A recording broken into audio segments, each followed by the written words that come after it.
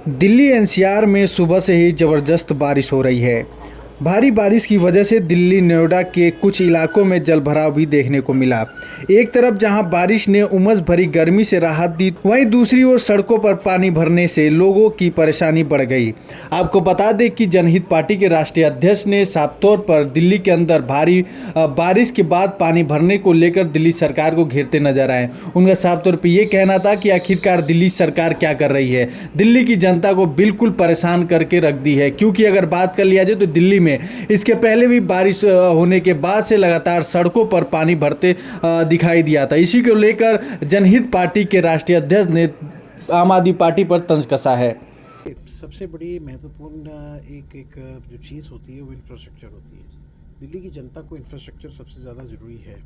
और मैं कहता हूँ पिछले 11 साल में जो स्थिति अभी पानी की हो रही है, क्योंकि एक्चुअली क्या हुआ ना, दिल्ली जल बोर्ड को एक 2000 करोड़ रुपए का ऑलरेडी सैंक्शन मिला था एशियन डेवलपमेंट बैंक से, एडीबी से। तब क्या हुआ, इन लोगों ने उस फंड्स को लिया नहीं, और नई फंड्स लेने की वजह से वो सीवेज के लिए, और मेनली प्राइमरीली वो फंड्स थे सीवेज के लिए और वाटर रिसोर्सेज के लिए और पाइपलाइंस के लिए। आज की डेट में जो प्रॉब्लम आ रही है पाइपलाइंस की, आपने देखा जब पानी की इतनी प्रॉब्लम हुई और पानी नहीं था तो पाइपलाइन का इशू था, रिपेयर नहीं हुई। आपने देखा आज सीवेज का जो प्रॉब्लम दिल्ली में हमको देखने को मिल रहा है वो इसी वजह से है, क्योंकि ना रिपेयर हुआ नहीं है। अभी आप ये देखिए कि सीवेज, इतने पुराने जो सीवर्स हैं उनको किसी ने मेंटेन नहीं किया। तो आप मुझे बताइए, पानी तो भरेगा ना, वास्तविक है, भरना ही भरना है। तो मैं आपको ये बता देता हूँ, रियलिटी के अंदर दिल्ली जल बोर्ड के माध्यम से कोई काम नहीं हुआ। इसमें पूरी जिम्मेवारी दिल्ली के मुख्यमंत्री अरविंद केजरीवाल जी की बनती है।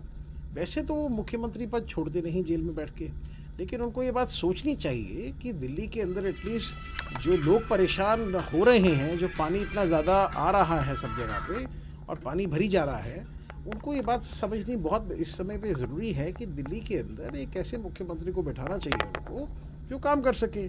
या तो उन्हें लगता है कि पार्टी में कोई और योग्य नहीं है, या उन्हें डर लगता है कि कहीं कोई और उनकी पार्टी को टेक ओवर ना कर दे। और कहीं ना कहीं मुझे लगता है पंजाब में तो ऐसा हो ही चुका है, देखने को आता ही है। और आज की डेट में पार्टी के फ्रंट एंड में दिखने को तो आई थिंक केजरीवाल जी से ज़्यादा संजय सिंह जी दिखते हैं। तो मुझे लगता है कि पूरी तरह से अब उनके कंट्रोल भी में नहीं रही है पार्टी, ना ही उनके नेता। और कॉन्फिडेंस जो है सभी नेताओं का वो काफ़ी डगमगाया है। तो मैं आपको ये बताना चाहता हूँ कि सभी के सभी जितने आम आदमी पार्टी के लोग हैं उनको ये समझना बहुत ज़रूरी है कि आप जनता के चुने हुए प्रतिनिधि हैं।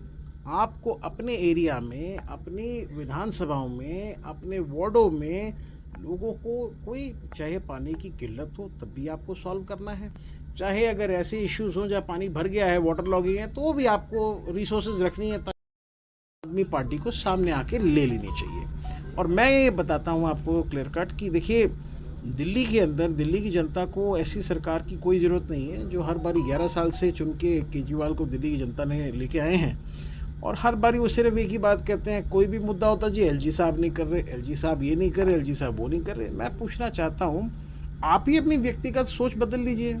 अगर दिल्ली में काम करना है तो अपनी व्यक्तिगत सोच आपको कहते हैं ना, अगर सरकार चलानी है तो सबके साथ मिल के चलानी चाहिए। अगर आपको आज तकलीफ़ है, आप अपने रिलेशंस अच्छे रखें, चाहे एलजी साहब से हों चाहे किसी के साथ हो, तो किसी को, दिल्ली की जनता को कोई मतलब नहीं है। लेकिन नहीं, ये लोगों की व्यक्तिगत सोच ये है। ये हमारे माननीय प्रधानमंत्री मोदी जी को गाली देते हैं, जैसे संजय सिंह जी ने दिया था, और इनके नेता का तो यही काम है। मैं आपको ये बताता हूँ कि आने वाले समय के अंदर ये स्थिति बड़ी क्लियर है। जिस तरीके से आज दिल्ली परेशान है, इसका जवाब दिल्ली की जनता 8 महीने बाद विधानसभा चुनाव में ज़रूर देगी।